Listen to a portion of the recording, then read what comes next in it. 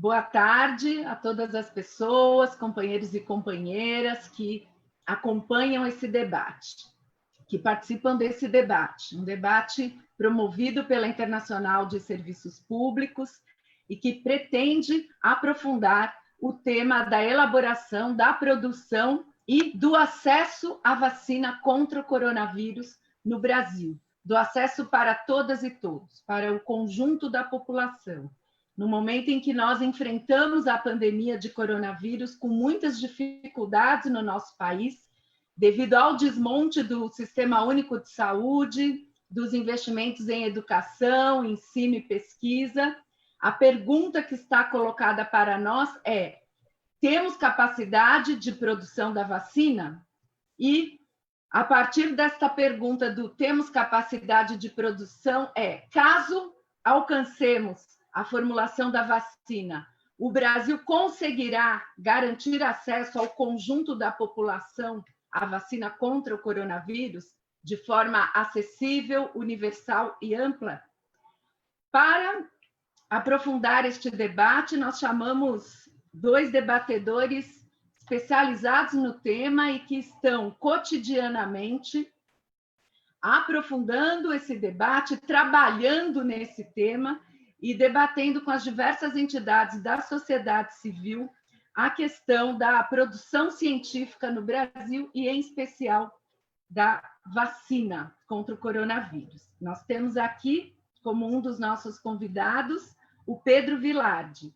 O Pedro é doutor em Ciências Sociais e Saúde pela Universidade Estadual do Rio de Janeiro. Ele é coordenador do grupo de trabalho sobre propriedade intelectual da REBRIP, da qual a Internacional de Serviços Públicos também faz parte. A REBRIP é a Rede Brasileira pela Integração dos Povos, e ele é coordenador de projetos da ABIA, Associação Brasileira Interdisciplinar de AIDS. Temos também, para fazer o debate conosco, o Felipe de Carvalho, médico, coordenador no Brasil da campanha de acesso da Organização Médicos Sem Fronteiras e também membro do grupo de trabalho sobre propriedade intelectual da REBRIP. Nós temos ainda, como nossas debatedoras convidadas, duas companheiras. A companheira Luba Mello, do Sindicep, do Sindicato dos Trabalhadores Municipais da cidade de São Paulo, da Prefeitura de São Paulo, e ela é participante, é membro do IANREC, do Comitê Executivo Interamericano da ISP. Na verdade, a Luba é secretária de Mulheres do Sindicep São Paulo, é dirigente e secretária de Mulheres do Sindicep São Paulo. E nós temos também, como nossa convidada, a companheira Kátia Rodrigues. A companheira Kátia Rodrigues, ela é dirigente da FESP-ESP, que é a nossa Federação dos Sindicatos de Servidores Públicos do Estado de São Paulo. Ela é também dirigente da CSPD, da Confederação dos Servidores Públicos do Brasil. Na FESP-ESP, ela é, inclusive, diretora de Assuntos da Mulher, Gênero e Juventude. E ela é diretora de Mulheres e Juventude da nova Central Sindical do Estado de São Paulo. E também faz parte do Comitê Executivo Interamericano da ISP. E nós temos como sistematizador o companheiro Jocélio Dru, sindicalista da saúde, médico psiquiatra e nosso secretário regional Interaméricas da ISP. E eu, que vou aqui fazer a intermediação do debate, né? A mediação aqui do nosso debate, do nosso diálogo. Então, eu vou iniciar o nosso diálogo dando a palavra ao Pedro Vilardi por 15 minutos. Por gentileza, Pedro. Boa tarde a todas e todos. Queria muito agradecer esse convite e agradecer essa oportunidade de estar né, nessa live aqui, de dialogar, de ter a oportunidade de dialogar com o mundo sindical. Né? A gente, na REBRIP, já faz super bem essa dobradinha, né, Jacélio? as organizações não governamentais, com as organizações sindicais, e a gente consegue construir e fazer uma elaboração bastante sólida e bastante com bastante profundidade nesse tema do direito à saúde. Então, para começar apresentando o nosso grupo, obrigado, Denise, pela apresentação. Começar apresentando o GTPI da Rebrip, é o Grupo de Trabalho sobre Propriedade Intelectual. Nós somos um coletivo de organizações da sociedade civil que, desde 2003, trabalha esse tema de acesso a medicamentos e patentes farmacêuticas. O GTPI é um dos braços da Rebrip, a Rede Brasileira pela Integração dos Povos. A Rebrip se constituiu no marco da luta contra os tratados de livre comércio, na luta por direitos fundamentais contra a ganância das grandes corporações. E aí, nesse sentido, a luta do GTPI por acesso a medicamentos contra também as transnacionais farmacêuticas faz todo sentido. O GTPI é formado hoje por 19 organizações, dentre elas também a FENAFAR, que é a nossa representante sindical no GTPI. Basicamente são organizações do mundo do HIV/AIDS, mas também organizações do direito do consumidor, organizações de direitos humanos, organizações internacionais também, como Médicos Sem Fronteiras, a campanha de acesso a medicamentos que o Felipe representa, e também universidades aliadas pelo acesso a medicamentos. Então, quer dizer, um grupo que já leva aí bastante tempo nessa luta.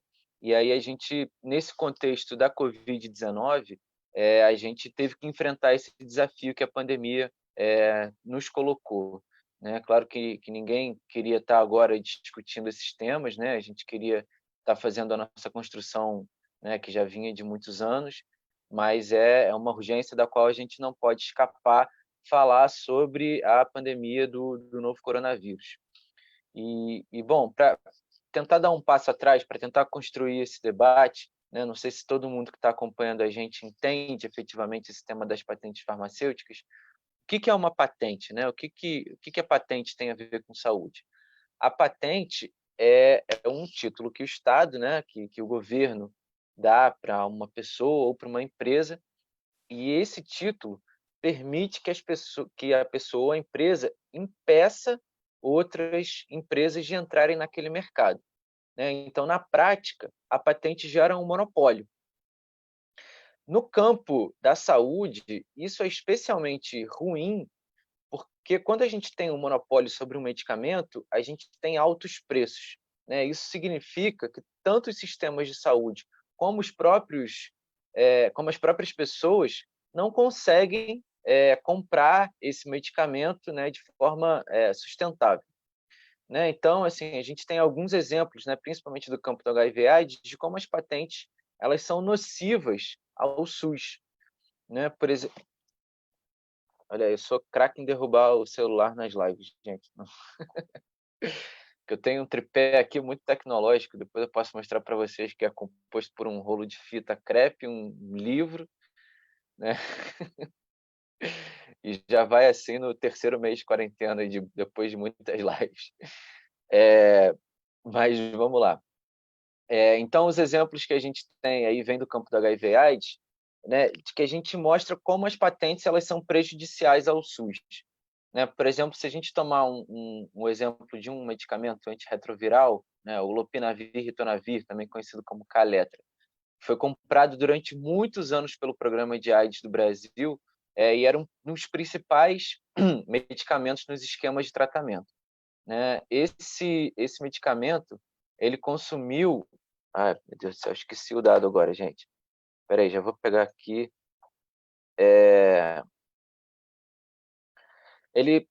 Como é que a gente faz essa conta? A gente pega quanto o governo pagou, e a gente subtrai do valor que o governo poderia pagar se não houvesse uma patente, ou seja, se houvesse concorrência, se o Brasil pudesse produzir localmente esse medicamento, se o Brasil pudesse importar uma versão genérica mais barata, porque na prática é isso que acontece. Uma empresa controla o mercado, e impede que outras empresas de genéricos consigam entrar no mercado e consigam reduzir o preço desse medicamento. Bom, então de 2009 até 2013, o lopinavir e ritonavir, só esse medicamento consumiu dos recursos públicos do SUS quase 235 milhões de reais. Apenas um medicamento, né, entre 2009 e 2013. E aí a gente fez uma conta do que isso significa em termos de outros serviços de saúde que poderiam ser oferecidos para a população, né? Isso poderia significar quase 3 mil ambulâncias equipadas de UTI, né? Quase 600 unidades básicas de saúde que poderiam ser construídas e equipadas, né? Mais de 700 equipes do Programa Saúde da Família trabalhando durante um ano, né? Que é um programa super importante, né? E a gente vê, por exemplo, o caso de Cuba, né? Que com um programa efetivo de saúde da família conseguiu praticamente erradicar o coronavírus. Tudo bem que é uma ilha, né? O caso da Nova Zelândia também mostra que em ilhas as coisas funcionam um pouco diferente de quando a gente está num país, mas quando tem um sistema de saúde sólido, quando tem um programa de saúde da família estruturado, né, em que as equipes conhecem as famílias, é possível monitorar os casos, isolar os casos que são detectados, o enfrentamento da doença é muito mais fácil, né? E acho que Cuba traz um exemplo de muito claro de como é que isso poderia ter sido eficaz, né? A gente vê no caso do Rio de Janeiro, né, o Crivella, desde que assumiu a prefeitura, praticamente desmantelou o programa de saúde da família que a gente tinha aqui no Rio de Janeiro, né? E a gente vê a tragédia que a gente está enfrentando aqui no Rio, né? E 105 unidades de pronto atendimento, né, as UPAs. Isso com apenas um medicamento. E aí, como é que a gente pode pensar as patentes no contexto da Covid-19? Né? A gente vive uma pandemia. O que significa viver um contexto de pandemia? Significa uma doença que atinge todos os países ao mesmo tempo, né? Então, no lugar da gente ter demandas concentradas em países, né, ou em populações que têm necessidades específicas, a gente tem as mesmas necessidades em saúde para 7,8 bilhões de pessoas, né? Todos os países precisam de todos os insumos iguais ao mesmo tempo, né? E aí os relatos que a gente vinha conversando, né, Denise, Kátia, Luba, antes da gente entrar aqui ao vivo, né, parece que estou me sentindo no rádio, assim, não, antes de entrar ao vivo a gente estava falando sobre isso aqui. Mas antes da gente começar a transmissão, a gente estava falando, né, como as profissionais e os profissionais de saúde estão sofrendo, tanto com a falta de EPIs, como com a falta de testes também. E isso não é por acaso, né? Tem uma grande demanda mundial e os países em desenvolvimento têm sofrido para adquirir esses insumos, muito porque, né, houve matérias na imprensa internacional mostrando isso, porque os países do norte global, né, os Estados Unidos, a União Europeia, enfim, têm pagado até 3 vezes mais o valor de mercado desses insumos para garantir o seu próprio abastecimento, né? Então, a gente vê como essa dinâmica, né, de que todo mundo precisa das mesmas coisas ao mesmo tempo, tem reflexos muito claros no dia a dia das trabalhadoras e dos trabalhadores da saúde, né? É exposição, são jornadas excessivas, insumos insuficientes, né, materiais impróprios para fazer curativos, por exemplo, de pacientes internados há muito tempo, né? Então, quer dizer, como é que a gente enfrenta essa dificuldade de todo mundo precisar das mesmas coisas ao mesmo tempo no campo das vacinas e dos medicamentos, né? E aí, já tentando entrar um pouco, eu não quero adiantar muito os exemplos, porque eu sei que o Felipe vai trazer bastante isso, mas tentando trazer o debate aqui para o Brasil de como é que o nosso país pode se preparar para enfrentar as dificuldades que certamente vão emergir quando surgirem os primeiros medicamentos e as primeiras vacinas. Bom, os primeiros medicamentos já começam a surgir, né? Nenhum até agora se mostrou o medicamento que vai resolver o problema do coronavírus, não há a cura, mas há medicamentos que oferecem algumas ferramentas minimamente úteis para enfrentar os desafios, né? Por exemplo, o medicamento Remdesivir, da empresa Gilead, né, uma grande conhecida aí do movimento social, né? A gente tem travado batalhas bastante duras com a Gilead para ter acesso a outros medicamentos, como, por exemplo, hepatite C. Jacélio conhece bem essa história, né, Jacélio?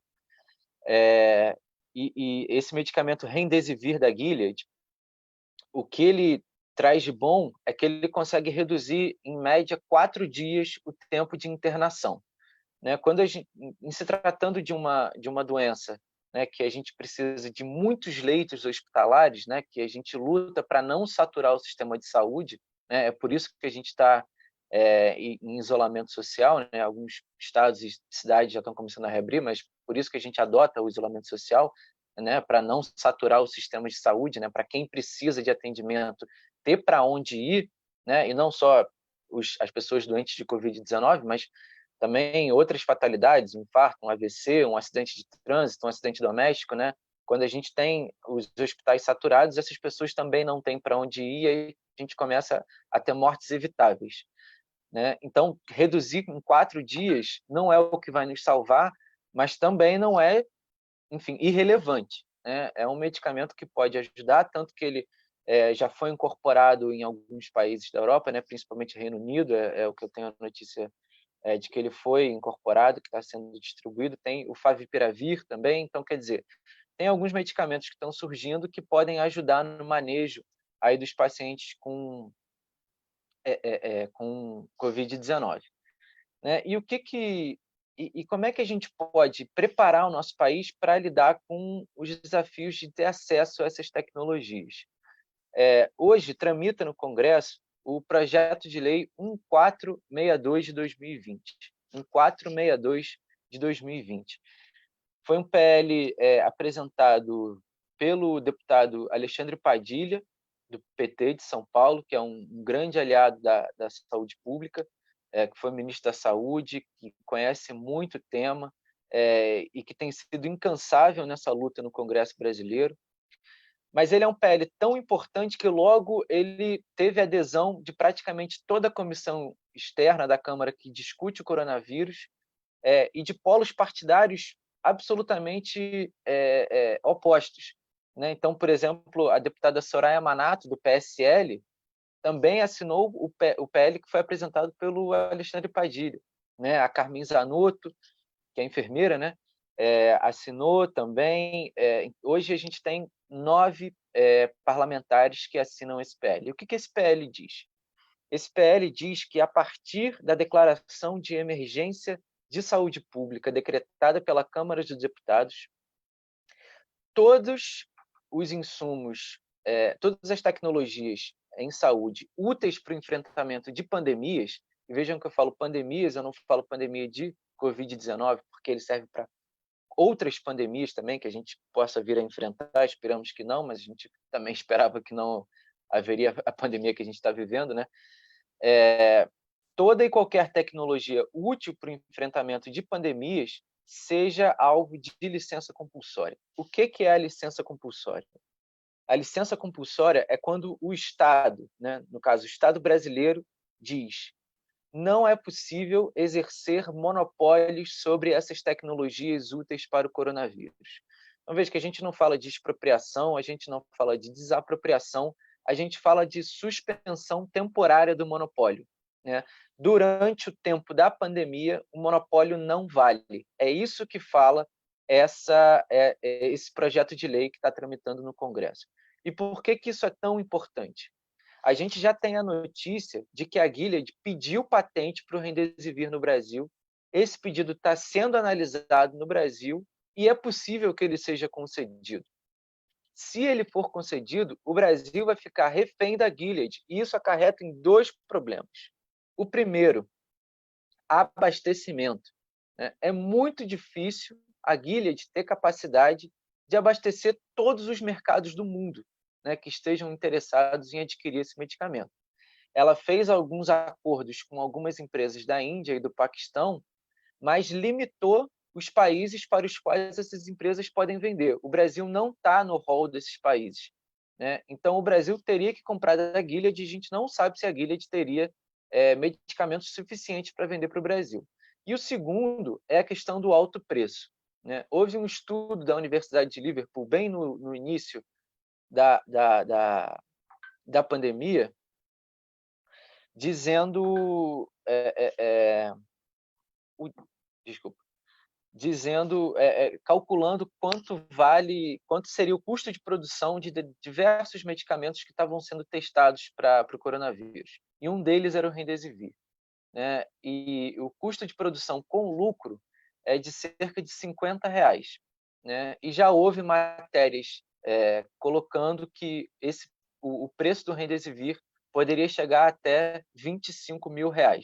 Né? Então, um medicamento que custa cerca de R$ 50 para ser produzido poderia ser vendido por até R$ 25.000. Né? Então, num contexto de emenda constitucional 95, num contexto de um SUS sucateado, né, nos últimos aí três anos e meio, né, a partir do golpe contra a presidenta Dilma, né, todos os esforços, primeiro do Temer, agora com o governo Bolsonaro, de acabar com o SUS, de privatizar o SUS, de desfinanciar o SUS. Né? Imagina como é que a gente ia conseguir lidar com uma pressão orçamentária dessa magnitude. Né? E também, para entrar no tema das vacinas, que eu acho que o Felipe vai falar um pouco mais, é a mesma coisa. Né? A gente não teria de onde comprar caso a gente ficasse preso num monopólio. Né? É disso que a gente está falando. Esse projeto de lei prepara o Brasil, né, para que a gente consiga abastecer o nosso mercado, para que as nossas empresas tenham a segurança de que elas vão poder investir nas tecnologias que estão sendo testadas, nas tecnologias que estão sendo despontando, né, como as tecnologias que vão ser úteis para a gente enfrentar a pandemia e conseguir voltar à nossa dita normalidade, né, para as nossas empresas conseguirem fazer esses investimentos e terem a segurança de que elas não vão ser processadas pelas grandes transnacionais farmacêuticas. Elas terem a segurança de que seus produtos vão poder entrar no mercado sem serem retirados, né, como a Gilead fez, por exemplo, na véspera do Natal com um medicamento para hepatite C, né, que chegou com uma liminar no almoxarifado do Ministério da Saúde impedindo o medicamento genérico de ser distribuído para as pessoas que necessitavam. Né? Então, a gente às vezes escuta alguns discursos falar: não, mas as farmacêuticas não vão ser capazes de deixar um país sem acesso a medicamentos. E eu me pergunto de quais farmacêuticas essas pessoas estão falando, porque a nossa experiência mostra que elas são capazes disso e de muito mais. A gente tem que lembrar que essas farmacêuticas que estão capturando as pesquisas públicas para o coronavírus, né, a gente tem que lembrar que são mais de 5 bilhões de dólares de recursos públicos de diversos países que já foram investidos na busca de um medicamento ou de uma vacina, são essas empresas que firmam acordos com universidades, né, que licenciam esses produtos e que depois querem esses monopólios. E são essas mesmas empresas que foram responsáveis por mais de 10 milhões de mortes na época da eclosão da epidemia de HIV e AIDS na África subsaariana, porque simplesmente não baixavam os preços dos medicamentos. Então, essas farmacêuticas que deixaram 10 milhões de pessoas morrerem há 20 anos atrás, por que elas não vão ser capazes de deixar outros milhões de pessoas morrerem agora? Né? Então, o que a gente diz é que o Congresso brasileiro tem que tomar ação agora, e é por isso que as centrais sindicais são tão importantes, por isso que os sindicatos das profissionais, das trabalhadoras e trabalhadores de saúde são tão importantes para se juntar a gente nessa luta, para aprovar esse PL que pode ser o divisor de águas entre ter um ambiente de trabalho seguro, né, porque a gente vai ter uma vacina distribuída de forma universal e gratuita pelo SUS, né, num calendário de vacinação que certamente vai privilegiar os trabalhadores e as trabalhadoras da saúde, ou a gente não ter vacina, como foi o caso da H1N1, né, que a gente teve que esperar 8 meses para a vacina chegar no Brasil, em que pese o investimento brasileiro nessa própria vacina. Né? Então, eu queria fazer esse chamado para as centrais sindicais se unirem a gente nessa luta, pressionarem os líderes partidários, né, para a gente ter a votação desse PL o quanto antes. Né? A gente está à disposição, que a gente tem esse levantamento dos parlamentares a serem pressionados, mobilizar suas bases para fazer essa mobilização virtual, né, postar no Facebook, no Twitter, no Instagram, marcando os parlamentares. Né? Se a gente pudesse ter uma carta enviada pela ISP e também pelos sindicatos regionais, seria espetacular. né? Então, queria fazer esse convite, esse chamado, porque essa luta é muito importante. Eu acho que os dados que o Felipe também vai mostrar agora na sequência vão reforçar como a gente precisa estar junto nessa luta. Então, muito obrigado novamente por esse convite, por essa oportunidade. É sempre um prazer enorme falar com as trabalhadoras e os trabalhadores da saúde, né? É sempre um prazer estar nesse debate com o mundo sindical.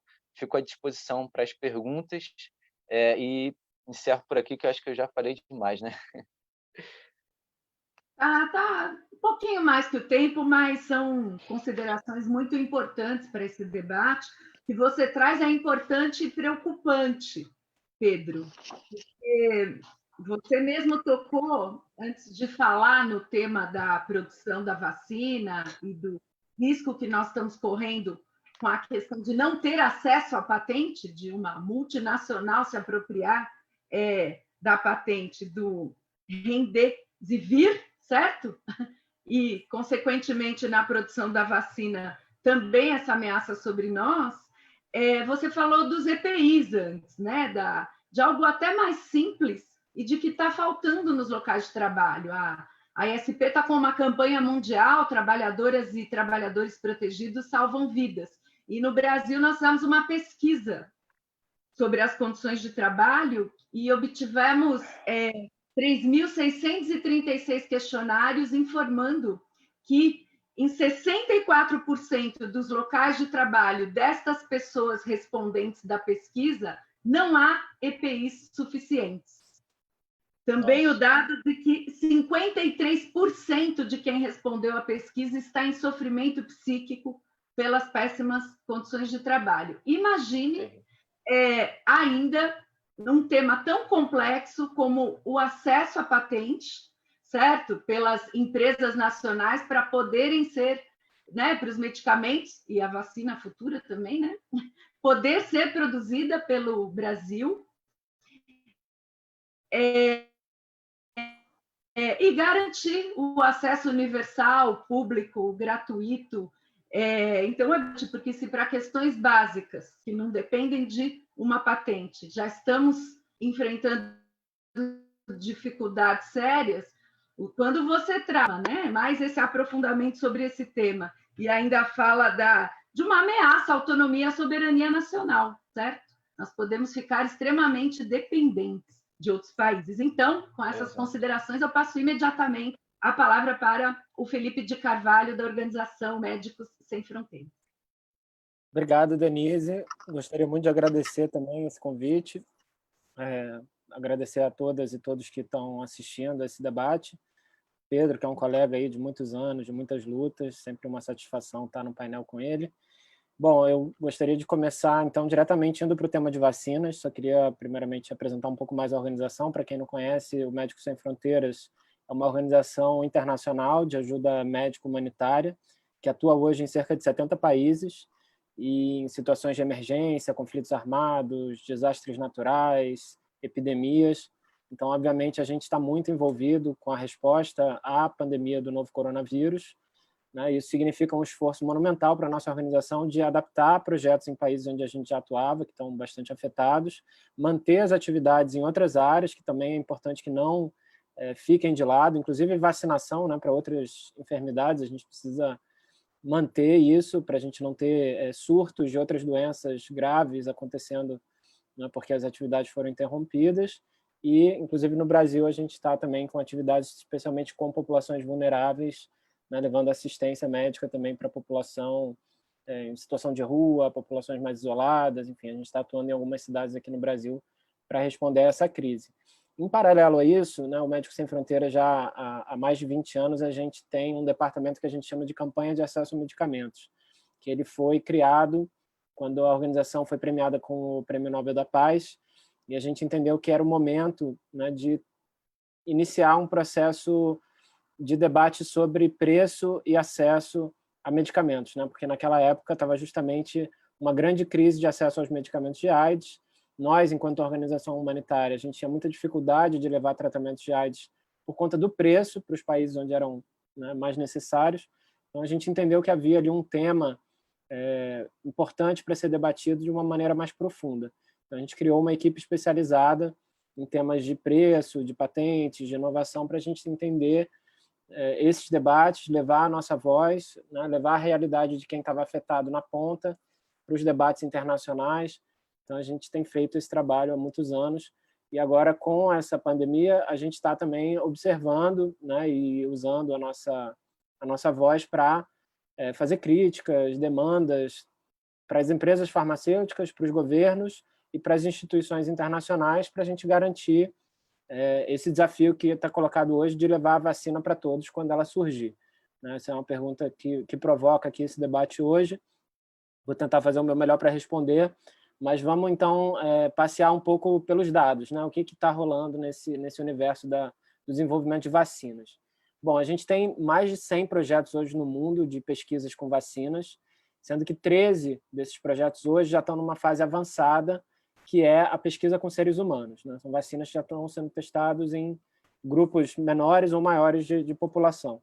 Então, isso significa que algumas dessas 13, muito provavelmente antes do fim do ano, já vão estar aí com algum resultado, e se o resultado for bom, né, já pode ser uma vacina que vai estar em uso, sendo comercializada ainda esse ano. A que está mais avançada, a expectativa é para que setembro já seja uma data onde ela comece a chegar para as pessoas.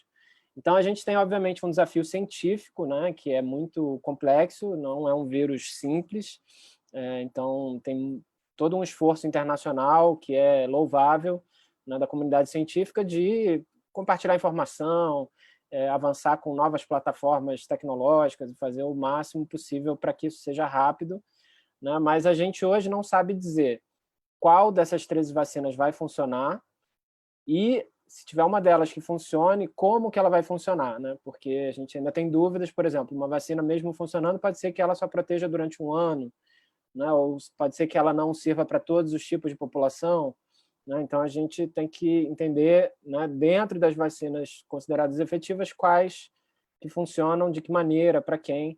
Então, tem uma série de desafios científicos que a gente ainda está acompanhando e torcendo para que a gente tenha aí, talvez, possivelmente, mais de uma vacina que funcione, né? Seria o ideal. Mas, em cima do desafio científico, a gente tem um desafio político muito grande, né? Porque a gente precisa fazer algo que talvez nunca tenha sido feito antes, como o Pedro falou, de disponibilizar uma tecnologia simultaneamente para todos os países do mundo e praticamente para toda a população mundial. Esse é um desafio sem precedentes e a gente só vai alcançar isso se a gente tiver uma concertação política muito forte em torno do acesso, em torno da solidariedade, em torno dos princípios de justiça social, né, de equidade em saúde. Então, isso precisa estar muito claro.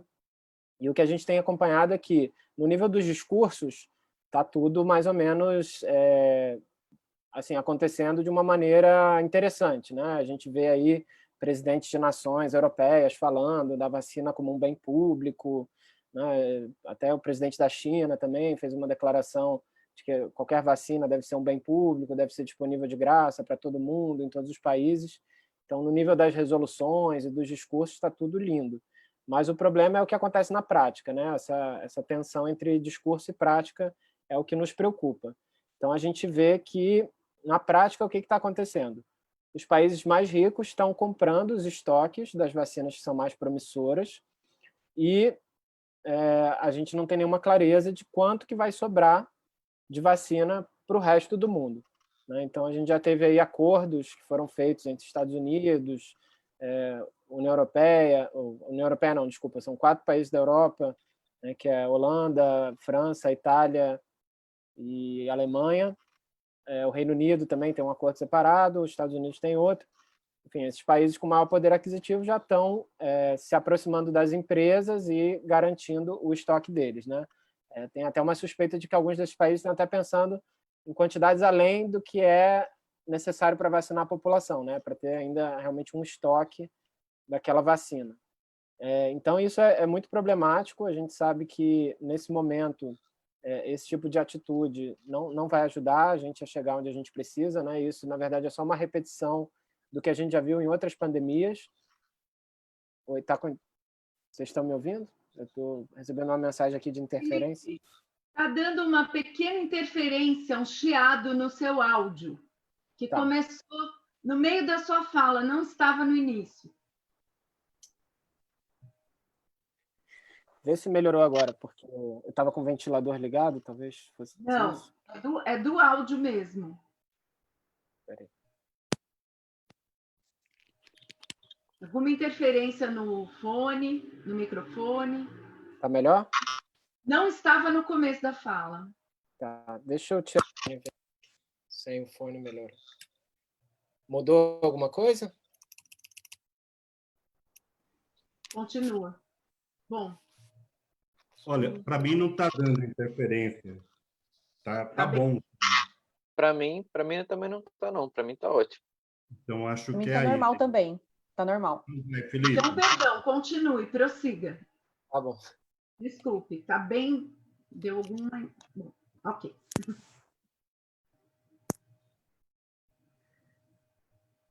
Bom, vamos lá. Voltou? Voltou. Bom, então eu estava falando que a gente tem esse desafio político de garantir o acesso, né? E aí o que a gente está vendo na prática são alguns acordos entre alguns países e algumas empresas, né, para privilegiar algumas populações, e isso é muito problemático, né? Outro problema que a gente está vendo é que foram criadas uma série de instituições internacionais novas para garantir o acesso a vacinas, a medicamentos e a diagnósticos para todo mundo, sendo que essas instituições até agora não criaram nenhum formato, nenhum modelo para garantir que isso vai acontecer, né? A gente vê sempre mais do mesmo, né? O que está acontecendo é que tem muito dinheiro sendo colocado em algumas dessas instituições, esse dinheiro é repassado para as empresas, para que elas aumentem a produção de algumas vacinas, e aí, ao se fazer isso, não há nenhum compromisso de qual vai ser o preço daquela vacina, que países que vão ter acesso, né? Essas negociações ainda estão muito aquém do que deveria ser. Então, a gente está preocupado de que não haja um questionamento mais profundo de como é que a gente pode fazer diferente, né? Porque hoje a gente tem uma pergunta que é fundamental ser respondida, que é o seguinte: a maioria dessas empresas não está desenvolvendo as vacinas sozinho, né? Eles estão baseando pesquisas em pesquisas já feitas em universidades, eles estão atuando com base em dinheiro público. Então, assim, as empresas não estão desenvolvendo as vacinas sozinhas, né? E também está claro que a maioria dessas empresas não tem capacidade sozinha de fornecer para a demanda mundial, né? Elas já anunciaram a capacidade que elas têm, a maioria tem capacidade de produzir no máximo 1 bilhão de vacinas e a gente precisa de quase 8 bilhões de vacinas. Então, nenhuma empresa sozinha desenvolveu nenhuma dessas vacinas e nenhuma empresa sozinha consegue atender a demanda mundial. Então, por que essas empresas vão ter o poder de vender sozinho as vacinas, né? Porque quando a gente fala em monopólio, como o Pedro explicou, é esse poder que a gente está oferecendo a essas empresas. Então, se elas não pesquisaram sozinhas e elas não conseguem abastecer o mercado sozinhas, por que elas teriam esse poder de vender sozinhas, né? E isso é a pergunta que a gente tem que fazer se a gente quer realmente garantir esse acesso. Então, hoje, o que a gente precisa é que a máxima capacidade de produção mundial seja usada, né? Essa é a única chance que a gente tem de realmente levar a vacina para todo mundo ao mesmo tempo. Então, para que isso aconteça, a gente não pode ter nenhuma trava, né? E hoje a gente já sabe por experiências passadas e pelo que está acontecendo hoje, que a patente ela pode ser uma trava. Ela já está sendo, na verdade. Tem algumas vacinas já dessas 13 que eu citei, que o desenvolvimento está atrasado porque tem disputas judiciais em torno de patentes, né? Aqui, ou então, enfim, empresas que teriam capacidade de fazer aquela vacina não podem fazer porque senão estariam infringindo uma patente. Então já tem um problema muito sério, uma trava que está colocada por conta das patentes. Então, se isso não for superado, a gente não vai alcançar esse objetivo que é a produção em massa de qualquer vacina que se mostre eficaz. Então, por isso que aqui no Brasil é muito importante, como o Pedro falou, o projeto de lei 1462, porque ele é um passo para impedir que no Brasil a gente tenha essa crise de abastecimento, né? E aí isso é ainda mais importante se a gente olhar que já tem 2 estudos importantes de vacinas acontecendo no Brasil, né? Dessas 13 vacinas mais avançadas que eu falei, 2 delas vão ser estudadas na população brasileira, né? E aí estudos dessa natureza não implicam nenhuma garantia que aquela vacina vai estar disponível para a população depois. né? Aquele estudo é só para gerar dados que vão validar a aprovação daquela vacina. Mas, até o momento, não há nenhum compromisso de que, primeiro, as empresas brasileiras vão ter condições de absorver essa tecnologia e produzir por conta própria, isso não está garantido, e dois, que vão ter quantidades e preços acessíveis para a população brasileira se beneficiar. Então, a gente não resolveu ainda essas duas questões, e o projeto de lei que o Pedro mencionou, o 1462, ele é um caminho para a gente não cair nessas armadilhas, né? Para a gente realmente criar um ambiente no Brasil onde qualquer empresa possa produzir sem ficar refém de uma patente ou de alguma outra forma de exclusividade, e aí a gente possa, né, utilizar a máxima capacidade que a gente tem no Brasil, né? É importante lembrar que no Brasil a gente tem 2 grandes laboratórios públicos, produtores de vacinas, que são referência internacional, né, que já produzem vacinas, que já abastecem outros países. Então, o Brasil, inclusive, poderia ter um papel regional muito importante de produzir vacinas não só para a nossa necessidade, mas também para a região, né? E a gente espera que isso seja possível, mas isso, sem dúvida, só vai acontecer num ambiente onde as patentes não sejam uma barreira. Então, a nossa preocupação é que nenhum esforço está sendo feito ainda para chegar nesse ponto, né? Aqui no Brasil tem esse projeto de lei, a gente precisa muito de reforço para que ele seja aprovado. Acho que as centrais sindicais têm um papel chave nisso, seja falando com os parlamentares, fazendo cartas de apoio, né? Aqui no Brasil já teve uma série de manifestações de apoio para esse projeto de lei, do Ministério Público Federal, da Organização Mundial de Saúde, Médicos Sem Fronteiras já enviou carta, o GTPI, a Brasco, a Associação Brasileira de Economia da Saúde, uma série de atores estão se manifestando.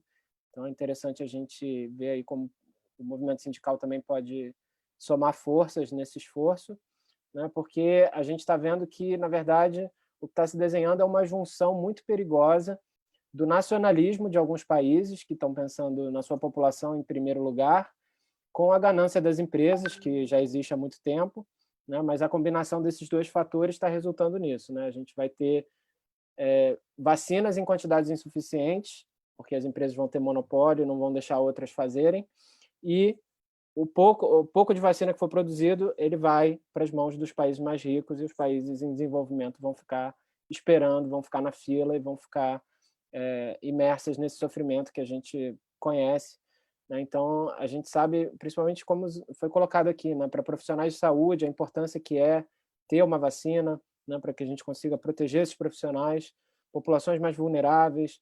A gente precisa priorizar com base nesses critérios de saúde pública, não priorizar as pessoas que nasceram no país X ou no país Y, né, ou as pessoas que têm tanto dinheiro no bolso, ou as pessoas que não têm dinheiro. Então, tem toda uma série de debates que são importantes para a gente entender o que seria realmente a gente ter uma resposta a essa pandemia diferente de tudo que a gente já viu antes, porque o histórico, infelizmente, que a gente conhece é de sempre muita exclusão, muitas pessoas, muitas populações sendo deixadas para trás porque não são um mercado interessante ou porque não tem força política para reverter essa situação. Então, e os progressos que a gente viu foram também quando houve mobilização, quando os movimentos de saúde se organizaram. Então, a gente precisa conhecer o passado para a gente projetar um futuro diferente conforme a gente enfrenta essa pandemia. Eu acho que é legal a gente deixar algumas coisas, talvez, para o debate. Assim, eu acho que talvez o pessoal tenha escutado falar de algumas vacinas que estão em estudo no Brasil, mas eu acho que nas perguntas a gente pode aprofundar mais nos exemplos específicos, né? Eu acho que o que a gente está preocupado também com esse aspecto de que tem muito dinheiro público sendo investido nessas vacinas, e quando esse dinheiro público é investido, nenhuma condição é imposta, né? Isso é algo que a gente está demandando que seja repensado, né? Porque tanto governos como instituições internacionais que recebem dinheiro de governos, elas têm feito acordo com as empresas, elas têm transferido dinheiro para empresas, mas elas não impõem nenhuma condição de preço, nenhuma condição de distribuição daquela vacina. Então, é como se fosse um cheque em branco, né? Você está usando dinheiro público e você não está colocando nenhuma condição atrelada àquilo. Então, isso é um problema que a gente está tentando, a nível internacional, interceder para que isso seja repensado, mas, enfim, a gente tem muito chão ainda pela frente, tem ainda uma expectativa de ver que produto que vai ser o mais interessante, o mais relevante do ponto de vista médico, mas todo esse terreno político ele precisa estar muito preparado para a gente não cair numa crise de acesso a vacina, né? Isso é o que ninguém quer e ainda está em tempo da gente evitar. Aqui no Brasil tem esse caminho que a gente já apontou e a nível internacional a gente espera que a voz da sociedade civil também tenha um impacto nesses espaços internacionais. Bom, acho que é isso. Acho que queria deixar também um tempo para a gente interagir com as nossas colegas moderadoras. Então, vou encerrar por aqui. Espero que tenha ficado claro, mas qualquer coisa a gente, no decorrer do debate, vai aprofundando mais. Obrigado. Obrigada a você, Felipe. E por falar em articulação com a sociedade civil, vamos então ouvir as considerações e as perguntas das nossas companheiras sindicalistas. Então, eu passo a palavra para a Luba Mello, secretária de Mulheres do Sindicato dos Trabalhadores Municipais de São Paulo e membro do nosso Comitê Executivo Interamericano. Boa tarde, boa noite, né? Já 10 para as 6 da tarde. Boa tarde, cumprimento aí os companheiros desta live, né? E as companheiras, Pedro, Felipe, Denise, Kátia, Jocélio, Iwan, que está nos bastidores. Cumprimento também o pessoal que está assistindo a gente aqui no canal da ISP Interamérica, mas também no Sindicep, a gente está retransmitindo a live de hoje. Super importante o tema, né? O tema que debate uma solução aí, né, para a maior crise de saúde que nós estamos vivendo no país, no planeta, né? Agradecer à ISP pelo convite, parabenizar, né, por oportunizar esse debate tão importante nos dias de hoje. Mas eu queria fazer algumas colocações aqui, pessoal.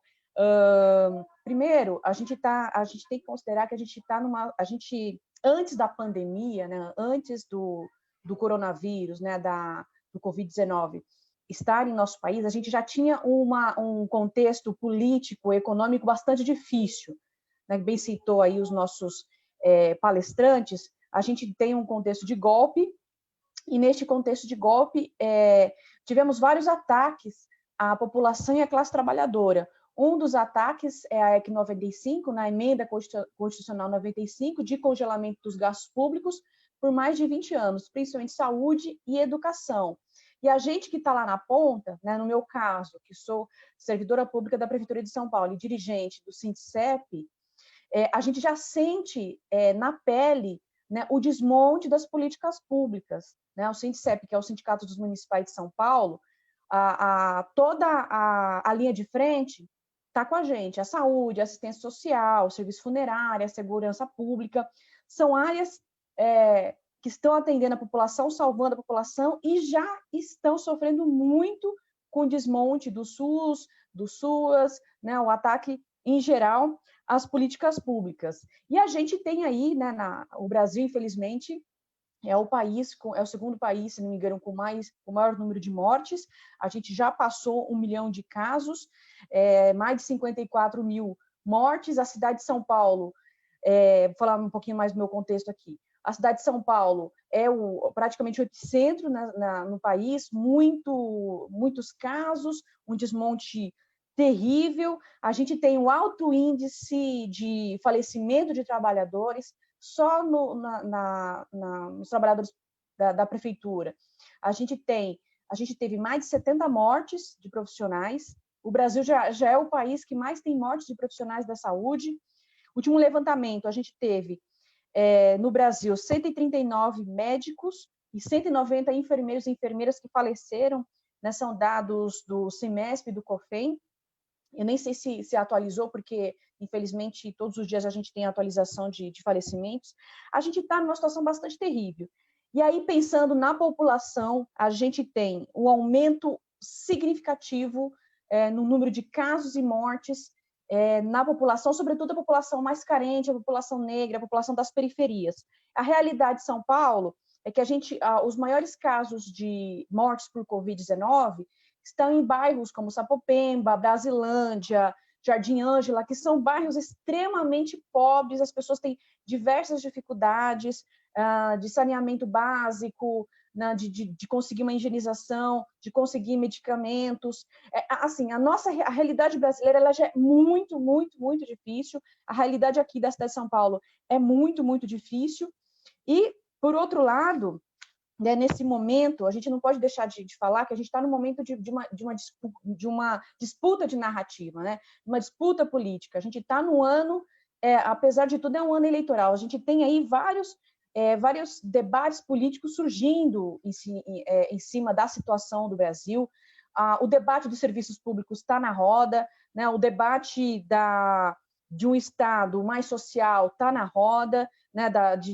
O debate de ir contra o desmonte do SUS está na roda. Aí, quando vocês trazem esse debate, né, o Pedro iniciou trazendo esse debate do PL 1462, eu fiquei pensando o seguinte, né, eu acho que não é bem uma pergunta, mas uma forma da gente pensar juntos, né, como que os movimentos sociais, sindicais, né, o Sindicep faz parte da CUT, Central Única dos Trabalhadores, Companhia Catita é da CTB, como que a gente pode se organizar, né, construir uma campanha forte, potente, para que a gente consiga, juntos e juntas, né, fazer com que a vacina seja algo assim para toda a população. É muito difícil. A verdade, com a fala de vocês, eu fiquei até um pouco triste. Antes da live, eu tinha uma esperança de que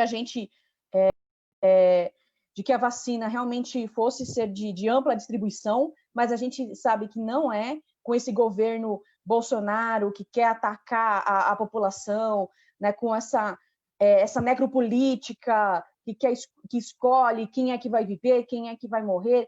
Então, a gente está num momento muito, muito difícil. E aí aí eu fico pensando, como que a gente, enquanto dirigentes sindicais, né, a gente que está nas unidades, está dialogando com a população, né, nesse momento de resistência, né, a gente está no momento de resistência também, apesar da conjuntura ser ruim, da crise na saúde pública, a gente tem focos de resistência. Os nossos trabalhadores têm tido muita resistência em suas unidades, feito protestos dos trabalhadores da saúde, das diversas áreas. A população tem se manifestado em ações antifascistas, né? tem construído formas de resistência. E aí eu jogo aqui para o Felipe, para o Pedro, não um questionamento, mas uma forma assim, como que a gente pode trabalhar juntos e juntas, né? Aproveitando esse momento que a população também está questionando, né? É um momento de efervescência política também, de disputa de narrativa, como a gente pode, juntos e juntas, construir aí uma resistência, né, e trazer à tona esse debate extremamente importante, né, que é o PL que vocês trouxeram aqui. Tá bom, pessoal? Obrigado. Se tiver mais alguma questão, eu volto a falar. Acho que já passei dos meus 5 minutos. Passou só um pouquinho. Obrigada. Muito obrigada, Luba. Eu passo, então, a palavra para a companheira Kátia Rodrigues, da secretária de Mulheres da Nova Central Sindical de São Paulo, membro do nosso Comitê Executivo Interamericano, dirigente da Federação dos Sindicatos dos Servidores Públicos de São Paulo, filiada à ISP também, entidade nossa afiliada. Pois não, Kátia? Bem, boa tarde a todos e a todas que estão nos prestigiando nessa tarde, ao companheiro Josélio, Denise, sempre trazendo debates e informações importantes para todos aqui, não só no Brasil, mas a nível internacional, ao Felipe, ao Pedro, que estão conosco nesta tarde. Bem, eu achei interessante muito do que o Pedro disse a princípio, e eu li com muita intensidade uma matéria que ele chegou a fazer agora no mês de junho, e nessa matéria que ele colocou, ele falou sobre essa questão da imunização, da imunidade, né? Que existem duas formas de imunização, e as duas formas seriam uma, que é a vacina, né? E a outra que eu achei interessante, que é a imunidade de rebanho. E o que eu mais acho absurdo até se falar, mas eu acredito que o nosso governo, ou melhor dizendo, o nosso desgoverno, Bolsonaro, ele, a princípio, ele quis introduzir a imunidade de rebanho, na verdade, querendo com que a população pudesse se contaminar com mais de 70%, né, da população se contaminando, todo mundo ficaria imune. Porque ele desobedeceu a OMS várias e várias vezes, ele desobedeceu o Ministério da Saúde e foi trocando os ministros, até que chegamos a um ponto de estarmos com um ministro interino no país, chega a ser um absurdo, e tudo por uma questão política. Nós sabemos que o Brasil tem dificuldades imensas, nós sabemos a desigualdade social que existe dentro do nosso país, e isso está refletindo diretamente neste momento de pandemia. As desigualdades, elas estão, assim, gritantes. Nós estamos vendo em relação, como a companheira Luba já disse, em relação às periferias e à população negra, são os mais afetados realmente. Nós sabemos também que as campanhas, assim como a ESP e as federações e as grandes instituições internacionais, como outras que nós conhecemos, estão empenhadas nesse momento. E como diz tanto o próprio Felipe como o próprio companheiro Pedro, se nós não nos empenharmos e estarmos juntos nessa luta, nós não vamos conseguir chegar a nada, né? A CSPB, que é uma confederação de servidores públicos do Brasil, nós estamos também já criando, nós temos grupos de trabalho e nós estamos criando, dentro do grupo de trabalho, também uma campanha que futuramente vai ser lançada em relação a muito disso que o Pedro e o Felipe falou sobre o monopólio e sobre as grandes corporações, porque, na verdade, hoje o Estado está à frente de tudo. O Estado está combatendo essa pandemia, porque é o Estado que realmente tem força para isso. Então, nós futuramente vamos estar lançando aí uma campanha que quem salva é o Estado e não o mercado. E essa é a grande verdade, né? E nós sabemos também que, em relação à população indígena e os ribeirinhos, os Médicos Sem Fronteiras estão fazendo um trabalho muito intensivo, né, nessa região. E eu acredito que também seria uma importante sugestão até para a própria ISP e as grandes organizações fazerem um trabalho em conjunto com esse tipo de população tão vulnerável, né? Mas, em resumo, o que eu quero falar, para não tomar até muito tempo de todos, eu queria fazer uma pergunta tanto para o Pedro como para o Felipe. A minha primeira pergunta é para o Pedro, e eu gostaria de saber sobre esse problema grande que existe dentro do Brasil. Eu sou da saúde também, eu sou da área da saúde, sou funcionária pública há 23 anos, no maior complexo da América Latina, que é o Hospital das Clínicas, né? E eu gostaria de saber, dentro desse contexto, para o Pedro, como as privatizações e o subfinanciamento da saúde e da educação, inclusive no ensino, na pesquisa, que enfrentamos no Brasil, estão impactando na elaboração das vacinas, né? E para o Felipe, eu gostaria de fazer uma pergunta, porque ele diz em relação que está em uma média de 6 meses, talvez final do ano, a conclusão das vacinas. Então, eu gostaria de saber dele falar um pouquinho, a média desses de 6 meses ao ano para ser concluído as vacinas, estará disponível até lá. Como que ficam as relações de trabalho? Como ficam as relações sociais? E essa população minoria, a população negra, que nós sabemos que foram tão mais afetados quanto mais a população branca. Eu gostaria de saber dele sobre isso. E, de resto, eu gostaria só de agradecer a oportunidade e de estar junto com vocês. É isso. Muito obrigada, Kátia. Eu, então, volto a palavra para o Pedro. Você tem 10 minutos, Pedro, para dialogar com as questões aqui colocadas e outras que você considere importantes também. Tá ótimo. Obrigado, Denise. Obrigado, Kátia. Obrigado, Luba, pelas perguntas e pelos comentários. Queria, antes de tocar nesses pontos, prestar toda a solidariedade aos trabalhadores e aos trabalhadores de saúde, né, que enfim, têm prestado um papel e um trabalho incansável e que merece todo o nosso respeito, nossa solidariedade, principalmente em condições que estão longe de ser as ideais, né? E acho que é uma campanha muito oportuna, né? Então, queria parabenizar também por essa iniciativa, né? Realmente é muito triste o Brasil liderar esse ranking, né, de trabalhadores e trabalhadoras de saúde que perderam sua vida para a Covid-19, mas, ao mesmo tempo, é muito triste, mas não é absolutamente surpreendente, né?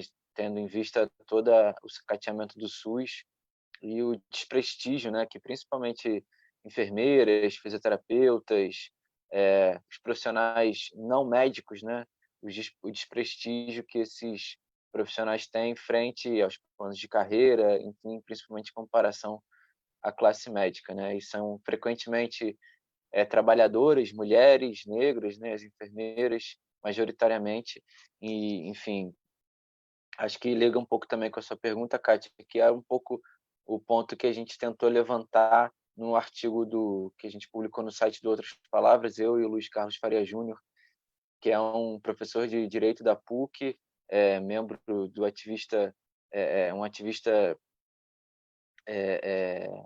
do tema da raça, né, uma pessoa com quem eu aprendo muito, né, e a gente levanta, né, que se já estão colocadas hoje as disparidades no número de mortes de negros e brancos, né, a gente precisa de instrumentos políticos para garantir que, uma vez a vacina estando disponível do ponto de vista científico, né, que acho que é isso que o Felipe traz, né, o primeiro desafio é o desafio científico, quando a gente tiver uma vacina, como é que a gente garante que essa disparidade na maternidade acabe, né?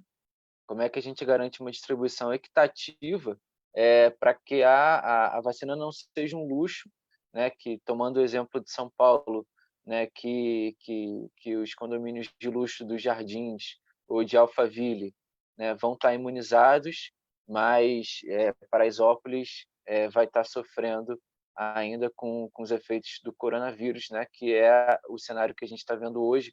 E no Rio de Janeiro é a mesma coisa, enfim, a incidência, por exemplo, em Copacabana é muito parecida com a incidência na Rocinha, mas a taxa de mortalidade na Rocinha é infinitamente superior à de Copacabana, né? E aí, voltando um pouco à pergunta da privatização e do financiamento de pesquisa de ciência e tecnologia, eu acho que a gente enfrenta uma situação hoje que coloca o nosso desafio além do desafio das privatizações, né? A gente já vem há muitos anos falando da importância dos laboratórios públicos, falando da importância da pesquisa pública orientada pelo interesse público e não pelo mercado. Mas hoje a gente enfrenta um desafio que é um governo que não só não financia, mas também despreza a ciência, né? Que é contra a ciência, né? E aí, né, eu e o Felipe, a gente às vezes brinca um com o outro, a gente se faz essa pergunta. Olha, se eu te falasse, né, em 2015 que em 2020 a gente ia estar falando que a gente precisa seguir as orientações científicas e que isso não é uma coisa óbvia, você acreditaria? É difícil de acreditar, né, que a gente está na situação que a gente está, né? A gente fala, olha, a ciência mostra que o isolamento social é a medida mais efetiva para conter o espalhamento do coronavírus, né? A ciência mostra que a hidroxicloroquina não é eficaz no tratamento. Dá igual, né? Como se não estivesse falando nada, né? E aí, sobre também esse comentário da imunidade do rebanho, primeiro que, enfim, esse termo é bastante estranho, né? Mas, enfim, é o termo que você está usando, aí a gente usa o jargão aí da pandemia. Mas existem alguns estudos, né, que mostram que se a gente tivesse, enfim, deixado a coisa seguir, né, se a vida tivesse continuado normal, se não tivesse sido praticado nenhum tipo de isolamento, a gente teria milhões e milhões de pessoas mortas, né, para atingir os 70%, né, da imunidade do rebanho. Né? Então, o isolamento social é justamente para a gente ter o menor número possível de mortes, né? Sabendo que elas vão acontecer, mas como é que a gente, enfim, diminui o máximo possível as vítimas fatais, né? E aí tem uma defesa muito rígida da vida, em última instância, né? A gente precisa defender que, enfim, as pessoas têm que viver, né? E nesse contexto, principalmente as pessoas negras, né? Que já são alvejadas nas favelas e agora estão sendo alvejadas com o coronavírus de forma desproporcional. Né? Então, novamente, queria trazer o tema de volta para o PL 1462 de 2020, que, se quando ele for aprovado, a gente ainda tiver um SUS estruturado e que funciona, né? Sempre funciona aos trancos e barrancos, mas que ainda funciona, vai ser um instrumento, né? Esse projeto de lei vai ser um instrumento que vai garantir que no Brasil a gente vai tratar a vacina como um bem público e não como um artigo de luxo, e é o que vai permitir ao governo brasileiro comprar em larga escala ou produzir em larga escala essa vacina, né? E também lembrando que o Felipe traz dessa responsabilidade regional também do Brasil como um parque industrial bastante robusto, né? O Instituto Butantan em Biomanguinhos, com uma capacidade tecnológica e produtiva sem par na região. Né? Se a gente não conseguir aprovar esse PL a tempo, a gente corre o risco de realmente continuar nessa toada trágica de mortes e mortes e mortes, e de ver também não só as mortes pelo coronavírus, mas também, né, a população periférica, né, sofrendo com a falta de auxílio do governo, perdendo seus empregos ou sendo explorada pelos aplicativos de entregas em condições de trabalho péssimas, né, e a gente ter uma vacina distribuída de forma universal e gratuita é uma forma da gente tentar trazer condições mais dignas para a população brasileira viver esse período pós-pandemia. Então, queria também, mais uma vez, agradecer muito essa possibilidade, dizer que a gente está totalmente à disposição para a construção de uma carta, se as centrais tiverem interesse em enviar uma carta, por exemplo, para o presidente Rodrigo Maia, pedindo para pautar o PL, ou a gente também está à disposição, se as centrais tiverem interesse em fazer uma incidência mais nos líderes partidários, a gente tem esse levantamento, e dizer que é um prazer enorme estar aqui nesse debate, Denise, Kátia, Luba, queria agradecer muito, e também ao Jocélio, né, que sempre nos provoca e nos proporciona esses momentos de bastante troca, de escutar esses companheiros do mundo sindical. Muito obrigado. Muito obrigada, Pedro. Passo a palavra, então, para o Felipe. Obrigado, Denise. Tá. Eu queria agradecer muito também os comentários da Luba e da Kátia, que foram muito interessantes, acho que deram uma série de reflexões fundamentais. Então, mais uma vez, é um prazer estar numa mesa assim, com tantos olhares, né, que fazem a gente reforçar essa defesa da saúde em todos os níveis. Sobre o primeiro ponto que a Luba trouxe, bom, eu entendo assim que, do ponto de vista do Médicos Sem Fronteiras também, e aí não falando só de Brasil, né, mas falando de praticamente todos os países onde a gente atua, algo que a gente sempre diz é que realmente uma resposta a uma pandemia dessa natureza e a vários outros problemas de saúde só existe quando você tem também um sistema de saúde funcional, robusto, né, bem preparado. Então, a gente tem defendido muito o reforço do sistema de saúde, principalmente dos sistemas de saúde públicos, que oferecem programas universais. Isso é fundamental, né? Não adianta você ter a tecnologia X ou Y, você precisa ter todo um sistema de saúde funcional para que aquilo realmente chegue para quem precisa, e principalmente para as populações mais vulneráveis.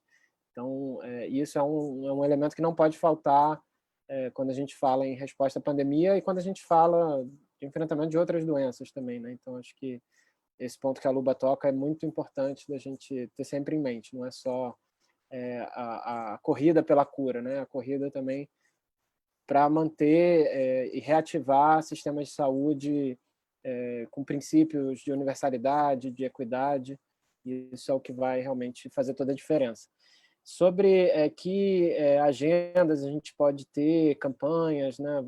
Primeiro, Luba, eu queria te falar para não perder a esperança, não. Acho que a ideia não foi essa, assim, sem dúvida tem muito desafio político, né, que a gente vislumbra, mas acho que motivos para a gente ter mais esperança é justamente isso que a gente tem falado, né? No Brasil, bem ou mal, aos trancos e barrancos, ainda existe uma capacidade produtiva instalada, ainda existem uma coisa até que não existe em muitos países desenvolvidos, que são laboratórios públicos, né? Hoje a gente vê Estados Unidos, Europa, com uma agenda muito forte de criar laboratórios públicos, porque não existem, né? Criar fábricas públicas, e aqui no Brasil a gente tem já uma longa estrada em relação a isso. Então, acho que isso é uma grande vantagem. Muitos países olham para o Brasil e vem um modelo importante para servir de inspiração. Então, acho que aqui a gente está bem equipado. O que a gente não pode ter é realmente essas barreiras que vêm das regras internacionais de comércio, que vêm das disputas geopolíticas, né, para a gente poder usar a nossa capacidade, né? No fundo, é isso que a gente está falando. Claro que no campo de vacinas tem tecnologias que você precisa não só eliminar a barreira da patente, mas também tem a questão do know-how, né, algumas técnicas. Por isso que a gente fala vacina como bem público, acho que é uma bandeira muito interessante, porque ela indica isso, não só que a vacina seja gratuita, acessível para todo mundo, mas que também todo o conhecimento por trás daquela vacina seja aberto, né? Qualquer empresa possa acessar aquilo sem nenhum obstáculo, né? E isso faz todo sentido, porque as pesquisas são assim, são colaborativas, a ciência é um empreendimento coletivo, né, acima de tudo. Então, o que se pede é que qualquer desenvolvimento, qualquer informação esteja aberta para todo mundo poder produzir, né? Porque às vezes a empresa tem condição, mas ela não tem acesso à fórmula, a um detalhe, ela tem o parque industrial, mas ela não tem ali as informações essenciais. Então, esse conceito de vacina como bem público, acho que é uma bandeira.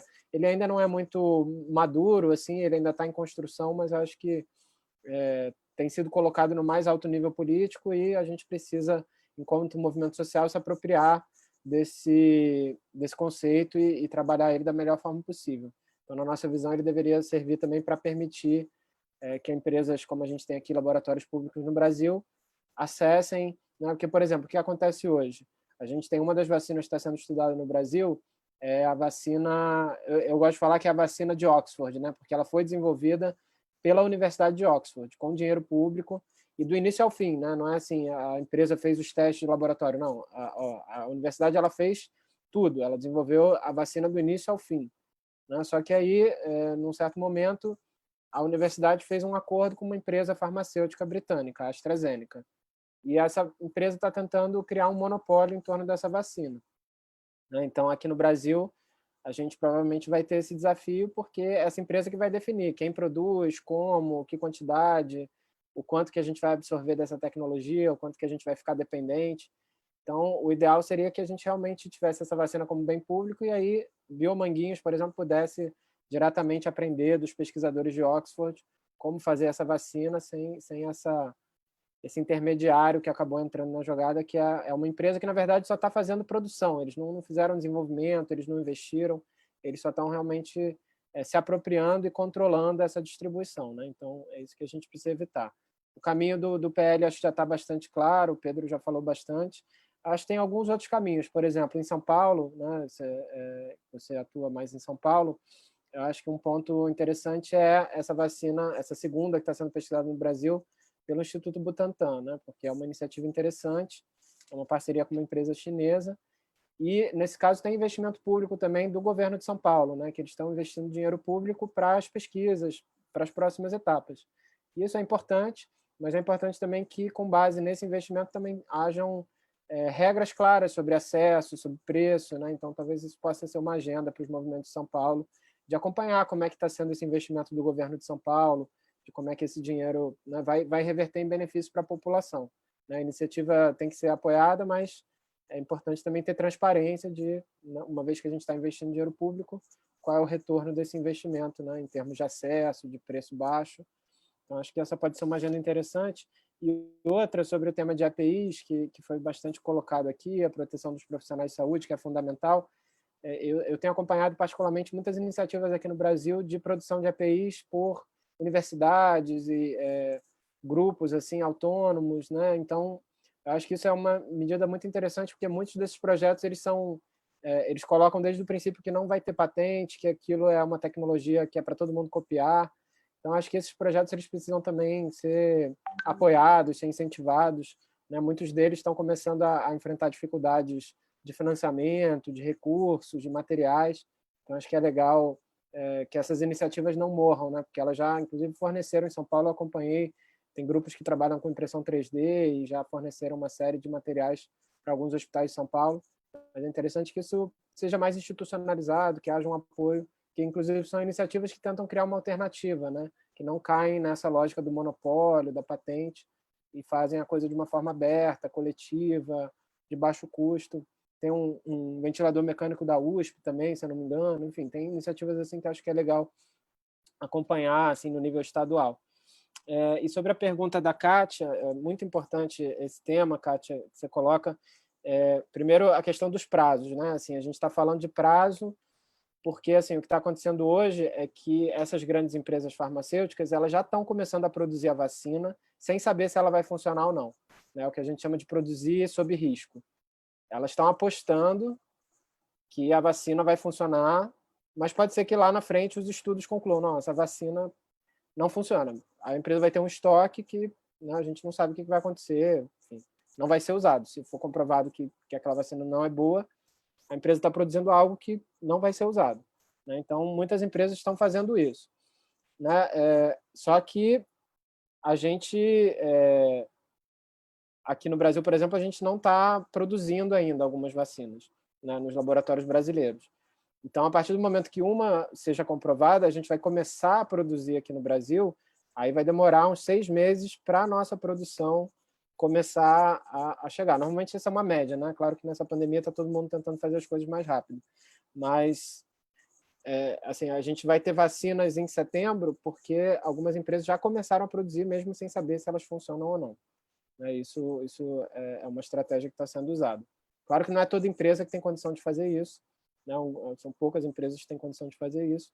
Então, a gente pode ter alguns delays. Assim, né? O primeiro lote vai chegar e aí vai ter uma distribuição, mas aí o segundo lote talvez ainda demore, porque aí outras empresas vão começar a produzir e até isso ficar pronto vai demorar mais um tempo. Então, por isso que a gente tem muita preocupação com essa questão da produção, né? Porque os prazos eles não são assim imediatos, ainda mais quando a gente fala de vacina. E o outro ponto que você perguntou, de como é que vão ficar as relações, as minorias, eu estava lendo esses dias um debate muito interessante que está acontecendo, que acho que é legal a gente também trazer para o Brasil, é sobre a descolonização da vacina. Né? Porque são várias questões que estão colocadas agora. Né? A questão 1 é essa que já foi comentada, que foi comprovado que há uma diferença de mortalidade por etnia, né? Que a população negra tem uma mortalidade mais alta para o coronavírus. Então, deveria ser uma população prioritária para qualquer ferramenta, vacina, né? Mas a gente sabe que é o inverso que acontece. Né? A gente tem uma série de inequidades na saúde que são fruto do racismo também. A gente sabe que o sistema médico, o sistema de pesquisa, o sistema da saúde global, ele tem raízes muito profundas no racismo. A gente vê muito isso na área de inovação, né, que normalmente doenças que afetam países menos desenvolvidos não recebem investimento. Né? A gente tem até um estudo que foi feito alguns anos atrás, chamou Desequilíbrio Fatal, né, que mostra que das doenças que afetam 90% da população mundial, essas doenças só recebem 10% do investimento. Então, tem esse desequilíbrio já que precisa ser vencido. E tem também essa questão de que, né, por exemplo, no continente africano, de todas as vacinas que são consumidas lá, só 1% é produzido no continente. Então, assim, a gente precisa realmente que essa discussão da produção, ela abarque essa dimensão também, né? Por que o continente africano ele tem que ficar sempre à mercê de doações e medidas filantrópicas, que é isso que se fala agora, né? Se sobrar, a gente vai fazer uma doação para os países africanos. Então, é sempre um discurso colonialista que precisa ser desconstruído, né? Que a gente precisa que nesses países haja capacidade de produção também, haja autonomia, né? Haja uma atenção prioritária com a população que tem cientificamente comprovado uma mortalidade mais alta. Então, todas essas discussões de descolonizar a vacina, acho que é algo que começou a ser trazido à tona e acho que é um debate que vale a pena a gente investir nele também aqui no Brasil. Obrigada, Felipe, pelas suas contribuições. Eu vou passar agora a palavra para o Josélio Drummond, nosso secretário regional Interaméricas, que, inclusive, fez também uma sistematização do debate aqui, em especial das propostas. Com a palavra, Josélio. Gente, boa noite. Um debate muito rico. Eu não sei se a gente consegue sistematizar exatamente toda a riqueza desse debate. Mas eu acho que a principal pergunta sobre vacina foi absolutamente respondida. A resposta é sim e não. Sim e não. Depende um pouco de como que a gente vai atuar para conseguir ter vacina para todos ou não, né? Porque o grande dilema, pelo que apresentou Pedro Felipe, vai ser como é que todos os países que sofrem com a pandemia vão poder ter acesso à vacina para todo mundo ao mesmo tempo. Isso é absolutamente um enigma. E, particularmente, os países ricos já começam a comprar as propostas mais promissoras de vacina. São 13 possibilidades, o Felipe aponta até o final do ano, da qual algumas provavelmente comecem a ser distribuídas a partir de setembro, né? Agora, se os ricos já estão comprando, o que vai sobrar para o resto do mundo, né? E como é que vai ser a questão da produção, né? As corporações, as grandes empresas que estão produzindo a vacina recebem muito dinheiro público, mas não tem nenhum compromisso de que essas vacinas vão ter um custo baixo, vão ser acessíveis, vão ser produzidas para todos. Então, essa é a situação atual. E o Brasil, dentro disso, fica numa situação bastante frágil. Por isso, a importância do projeto de lei que eu vou falar em seguida. Mas antes, eles lembram alguns precedentes muito importantes no campo da saúde pública para mostrar o tamanho do risco que nós estamos correndo. Eles lembraram, por exemplo, que na África subsaariana, os países que estão abaixo do Saara, perderam 10 milhões de vidas pelo preço do medicamento da AIDS. Como era muito caro e não tinha como ter acesso, 10 milhões de vidas se perderam nos últimos 20 anos por causa do custo do medicamento. Também lembraram que no Brasil, no caso do Brasil, da vacina do H1N1, foram 8 meses de espera para chegar a vacina. Você imagina 8 meses de espera para a vacina do Covid, o que vai significar em termos de vida, em termos de condições de vida aqui no Brasil, a diferença que faria um tempo desse, sendo que do H1N1 teria sido até mais rápido, porque agora no Covid todos querem. Então, quanto tempo demora para chegar no Brasil? E falam também do custo dos medicamentos. E citam o Remdesivir como um bom exemplo do momento, que é um medicamento que está sendo testado e utilizado também dentro dessa pandemia, que o medicamento pode custar R$50 se for o preço de produção ou R$25 mil, como cobram em alguns lugares. Ou seja, até 500 vezes mais caro se não tiver realmente essa ideia de que aquilo que é absolutamente necessário para o combate à pandemia, seja vacina, seja medicamento, seja considerado um bem público e, portanto, se quebre as patentes e, portanto, se possa produzir em larga escala para garantir acesso à população, né? Isso é que o PL 1462 está propondo, um PL apresentado pelo deputado Padilha, mas que recebe apoio de parlamentares das mais variadas frentes partidárias, dos mais variados matizes políticos. Então, um projeto que se tornou bastante amplo e, por isso, começa a ter algumas propostas. A primeira delas, a carta de apoio aos parlamentares, que a gente pode fazer como ISP, mas também os sindicatos podem fazer diretamente como sindicatos. Todo sindicato tem acesso a parlamentar, todo sindicato recebe muita visita de parlamentar, especialmente em momento eleitoral. Todo sindicato visita muito o parlamento para poder levar suas demandas ou criticar algum projeto. Dessa vez, a gente iria fazer todo um trabalho a favor de um projeto.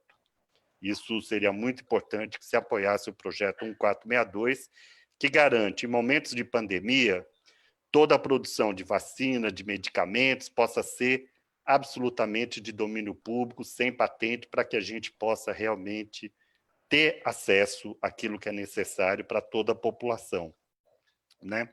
Eu queria propor mais duas coisas. Uma, o número de pessoas que assistiram o debate foi pequeno, não foi grande.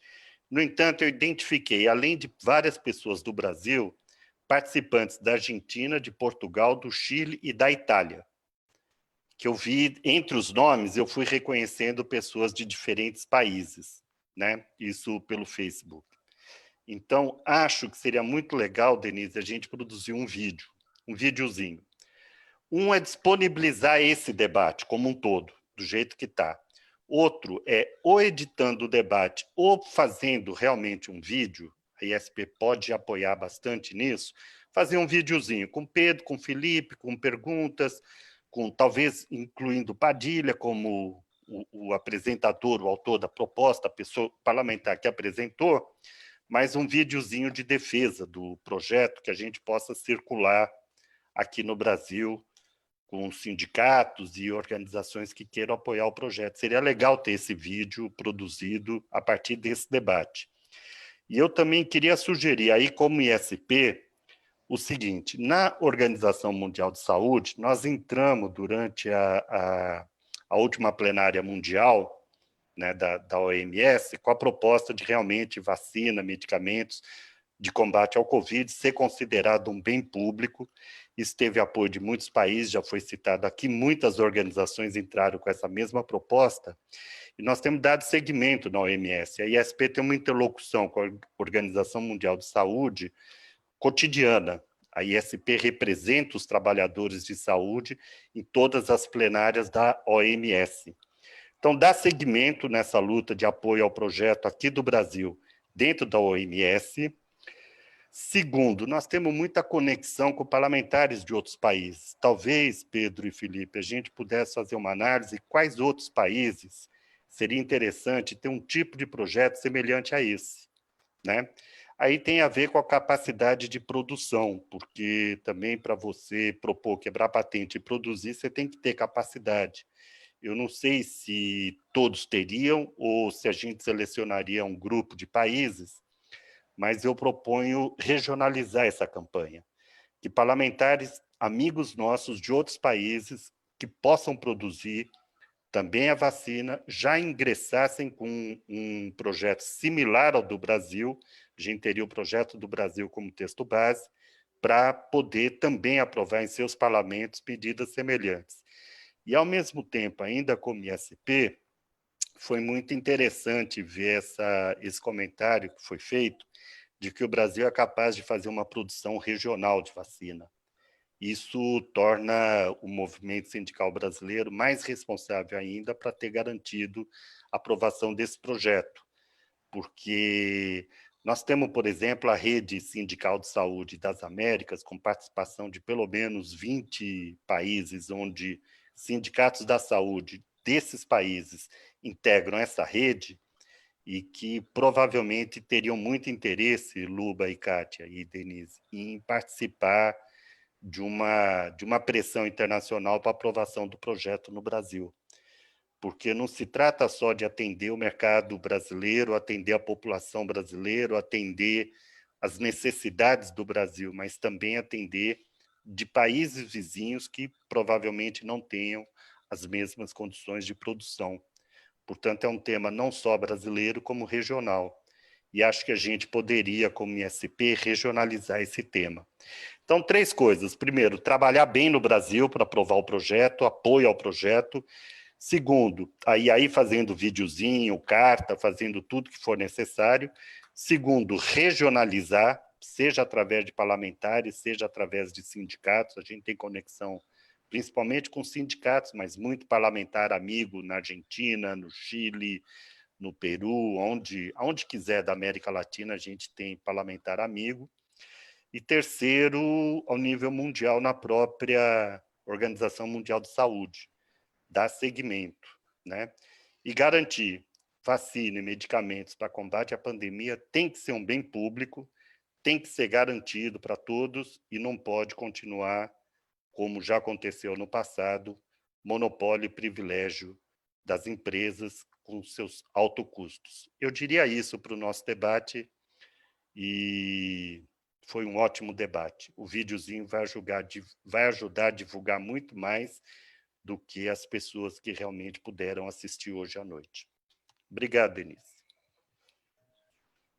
Muito obrigada, Jocélio, não só pela sistematização, como pela elaboração de propostas para que, de fato, a ISP no Brasil, e você foi mais adiante, né, nas Américas, aí, do ponto de vista regional, possa, de fato, abraçar mais fortemente essa luta e impulsionar o acesso à vacina como de domínio público e universal. Então, obrigada pelas propostas colocadas. Tenho certeza que as nossas entidades filiadas à ISP no Brasil concordarão com essas propostas e prontamente responderão, formulando a carta, assinando, né, firmando a carta, elaborando, contribuindo na elaboração do vídeo, para a gente enfrentar essa situação e apoiar avanços nessa área. Então, já estamos indo aqui para praticamente 1h40 de debate, de diálogo. Eu vou indo aqui para a conclusão, para os encaminhamentos finais. Então, eu agradeço muito ao Pedro Vilardi, da ABIA, agradeço ao Felipe de Carvalho, da Organização Médicos Sem Fronteiras, pelo excelente debate que vocês fomentaram aqui junto conosco. São questões importantes e preocupantes para o conjunto da população e para quem trabalha em serviços essenciais. Quero agradecer a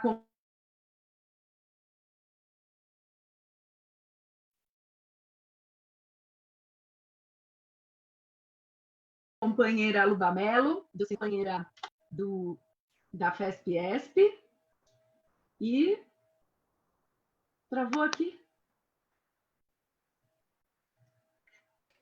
Travou, mas nós estamos te ouvindo, Denise.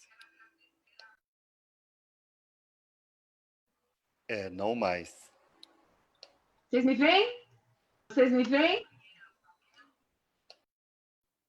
Estamos ouvindo. Pode falar. Vai.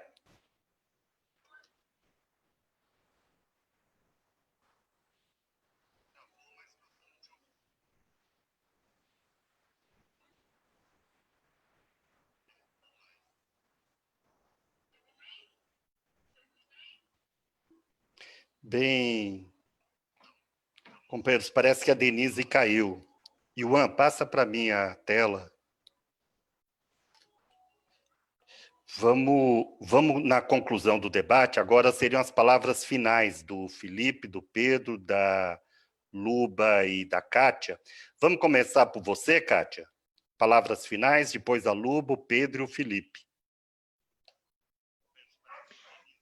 Bem, eu só tenho que agradecer a riquíssima explanação dos dois, tanto do Felipe quanto do Pedro. Nós estamos na ponta, diretamente com o trabalhador, com a trabalhadora, nós temos uma ideia do que acontece, mas quando vêm os especialistas e nos trazem esse tipo de informação, a nossa mente, ela realmente ela abre e a gente consegue enxergar como um todo, como que funciona o sistema, né? O Jocélio nos deixou aqui uma grande lição de casa. E eu, como dirigente de entidades não só estaduais como nacional, eu tenho que, como dever, estar levando, sim, essas propostas que o Jocélio colocou aqui, tanto como a federação, que é filiada à ISP, como pela CSPB, que também a confederação é filiada. A nova Central São Paulo também, que é a nova Central Sindical de Trabalhadores, também está ligada junto com as centrais sindicais, porque esse desafio realmente, as centrais sindicais precisam estar à frente. As centrais sindicais, elas têm muita força política, ela tem um peso muito, muito importante, apesar do nosso desgoverno querer desmerecer as centrais sindicais e o movimento sindical, ela tem muita força, tem muito trabalhador de base, junto às centrais sindicais e às entidades também. Então, eu vou estar levando esse debate para as entidades, vou estar levando também esse tema para o MAS, que é o Movimento Acorda Sociedade, que também sou dirigente, e lá é um movimento não governamental, mas são 140 entidades que fazem parte do MAS, e lá nós temos promotores, temos oficiais de justiça, temos o Ministério Público, várias associações, então, assim, é um peso, muitos advogados, então nós temos um peso muito grande político no MAS. Vou estar levando esse debate para lá também. E, de resto, eu quero agradecer a oportunidade, espero que futuramente possamos fazer novas lives com esse tema e com mais tempo, na verdade, porque eu anotei tanta coisa e eu ainda estou com um monte de coisa para perguntar, mas eu, a princípio, quero agradecer à ISP por estar trazendo esse tema tão relevante para a população nesse momento, a Denise, ao Jocélio, nosso companheiro que sempre está junto conosco, sempre nos apoiando, as entidades sindicais, a Luba, companheira Luba, nossa querida de luta de rua, e é isso. O que vocês puderem, eu puder contar, eu puder ajudar nesse sentido, eu vou estar levando. A minha lição de casa já está anotada e eu vou estar levando isso para frente. Obrigada. Obrigado, Kátia. Luba?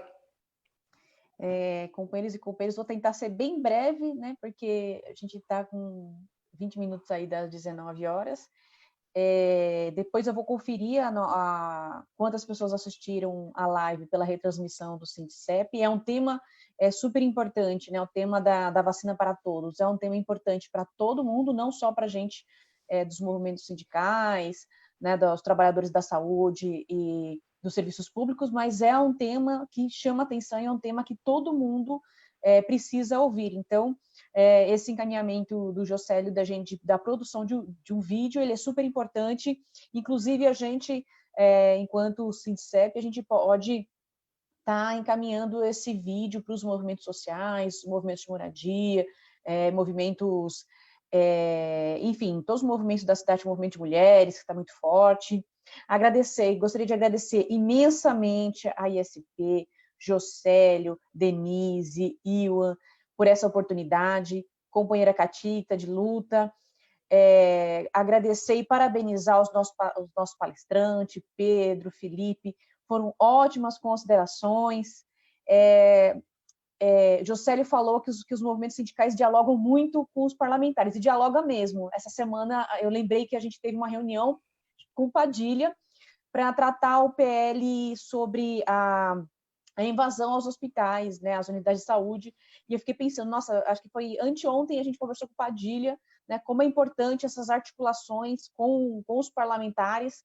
Eu não tinha conhecimento deste PL, vou fomentar junto aos companheiros da minha entidade sindical, do pessoal da CUT, né, em outras esferas, na federação, na FETAM, sobre a importância da gente discutir esse PL, da gente colocar na roda e ajudar nessa construção. Para terminar, eu não perdi as esperanças, eu tenho esperanças não só que a vacina vai ser para todos, mas que a gente possa construir uma sociedade melhor, uma sociedade mais justa, e vamos seguir juntos e juntas, lutando e resistindo. Pessoal, muito obrigado a todas e a todos. Obrigado, Luba. Pedro? Vamos lá, bem rapidinho. Queria agradecer muito de novo o convite, a oportunidade de fazer esse debate, de estar em contato com essas entidades tão importantes, das profissionais, trabalhadores e trabalhadoras da saúde. Prazer estar com a Kátia, com a Luba, com a Denise, com você também, né, Jocélio? E dizer que a gente está totalmente à disposição, a gente está fã de live, a gente está fazendo várias, então pode chamar que a gente vai. Super bacana essa sua ideia de levar para o mais, Kátia, e enfim, a gente está totalmente à disposição também. Se você precisar de algum material para fazer o debate lá, a gente tem, enfim, alguns materiais assim de uma página que explicam rapidinho o que é o PL de forma bem sucinta e com alguns exemplos. a gente também pode mandar esse material de apoio, se tiver necessidade de alguma participação virtual, enfim, alguma reunião, a gente também está à disposição, e dizer que esse apoio das centrais, das entidades sindicais, vai ser fundamental nessa luta, né?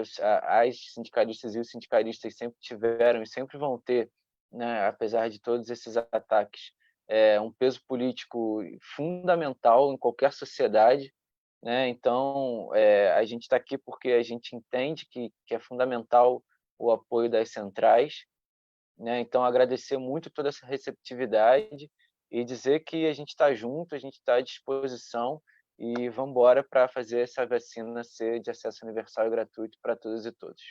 Até a próxima, pessoal. Obrigado, Pedro. Felipe?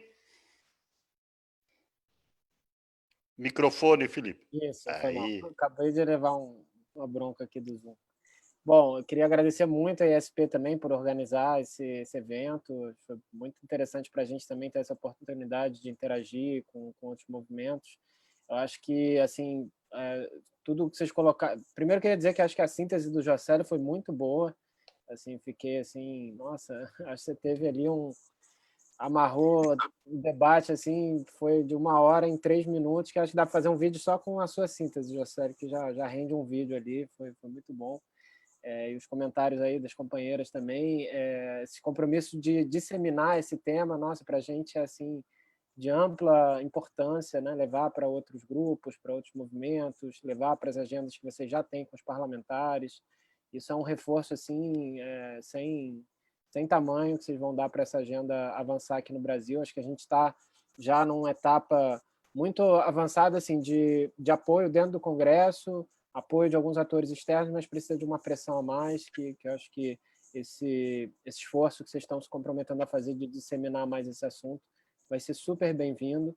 E como o Pedro falou, qualquer coisa que a gente possa fazer, participar de evento, enviar informações, dados, a gente está super à disposição, né? Acho que é o momento das lutas convergirem, e no Médicos Sem Fronteiras a gente tem esse slogan já há 20 anos que medicamentos, mas aí também vacinas também se aplica, né? Não deveriam ser um luxo. Então, a gente está mais do que nunca tentando fazer isso ser alcançado, né? Que nenhuma ferramenta de saúde se torne um luxo para poucos. E isso, claro, conversa com as pautas de que saúde não é mercadoria, de que conhecimento não é propriedade privada. Então, a gente está aí conectando essas pontas e fazendo uma agenda em prol do acesso do direito à saúde para a população, acima de tudo, né? Do direito à vida, do direito à saúde. É isso que nos move. Então, acho que a gente, somando forças, a gente consegue alcançar tudo isso.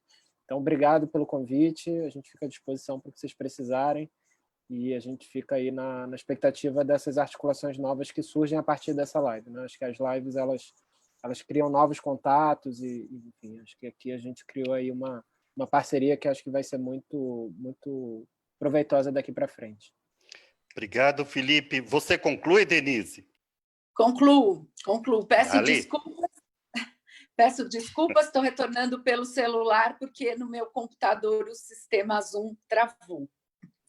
Então, indo para as conclusões, retomo os agradecimentos ao Pedro, ao Felipe, à Luba, à Kátia, ao Jocélio, por ter chamado a atenção para este tema. Nós estamos tão envolvidos com a luta por equipamentos de proteção individual que muitas vezes não conseguimos enxergar e priorizar temas tão importantes quanto, porque a vacina vai beneficiar o conjunto da população, e quem está no grupo de risco, que é quem está no fronte de combate à pandemia, na saúde e nos demais serviços essenciais. Então, essa luta é fundamental para a sociedade e para quem trabalha nos serviços essenciais. E também agradecer os meus colegas de equipe da ISP, que não estão aparecendo publicamente aqui na imagem, mas que contribuíram para toda a formulação deste debate e para a sustentação e colocação digital no ar desta live. O Iwan Gibi, assistente regional Interaméricas, e o Igor Oieda, nosso assessor de comunicação, que estão aqui nos bastidores, mas estão presentes trabalhando. e dizer que vocês podem contar com a ESP, obviamente, porque esta luta também é nossa, Pedro e Felipe, então estaremos aí desenvolvendo todas essas ações e mais algumas necessárias que o Jocélio também sistematizou e elaborou, e lembrar que no site trabalhadoresprotegidos.com.br é possível encontrar todos os dados da enquete feita no Brasil sobre as condições de trabalho na saúde e serviços essenciais, que, como eu disse, detectou indicadores preocupantes do ponto de vista das condições de trabalho enfrentadas por profissionais que estão na saúde e serviços essenciais. Então, no site trabalhadoresprotegidos.com é possível acessar essas informações. E, por último mesmo, lembrar que, então, a semana que vem, no dia 2 de julho, às 19 horas,